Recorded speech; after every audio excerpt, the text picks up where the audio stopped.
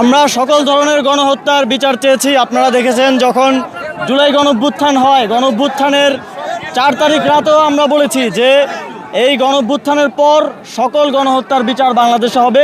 তবে সেটা যথাযথ প্রক্রিয়ার মধ্য দিয়ে করার ক্ষেত্রে আমরা বদ্ধপরিকর ছিলাম এবং এখনও আমরা আজকে দাঁড়িয়েও আমরা বিচার চাইছি। আমাদের আহ্বায়ক কথা বলেছেন, আমাদের সদস্য সচিব কথা বলেছেন, মুখ্য সমন্বয়ক কথা বলেছেন। তারা বারবার বলেছেন যে বিচারের বিষয়টিতে আমরা বদ্ধপরিকর এবং বিচার আদায় করার জন্য আমরা কাজ করব, সেটা যে কোনো গণহত্যার ক্ষেত্রে।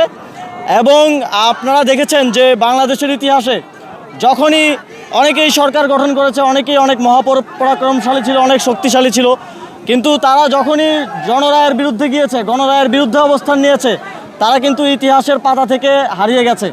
বাংলাদেশে যখন 70-এর নির্বাচনে গণরায় একদিকে আসে এবং তাদেরকে ক্ষমতা দেওয়া হয় না, পরবর্তীতে 71-এ এই স্বাধীনতার প্রেক্ষাপট তৈরি হয়েছে। বাংলাদেশে 90-এও এই পরিস্থিতি হয়েছে, স্বৈরশাসনের বিরুদ্ধে লড়াই হয়েছে।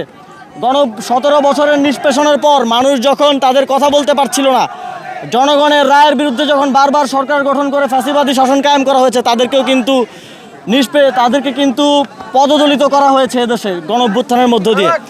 এবারও যেই গণভোটের রায়কে, জুলাই সনদকে চ্যালেঞ্জ করা হচ্ছে, গণরায়কে এক ধরনের ভুলুণ্ঠিত করে এই সরকার সামনের দিকে এগিয়ে চলতে চাইছে।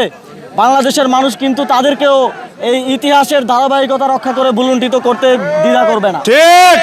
আমরা তাদেরকে বলতে চাই যে অবশ্যই এত রক্তের বিনিময়ে যেই সংস্কার এবং যেই নতুন বাংলাদেশের স্বপ্ন আমাদের শহীদের পরিবারেরা দেখেছে, যেই বাবা মায়েরা দেখেছে এবং আহত সহযোদ্ধারা দেখেছে, সেটা বাস্তবায়ন করতে হবে।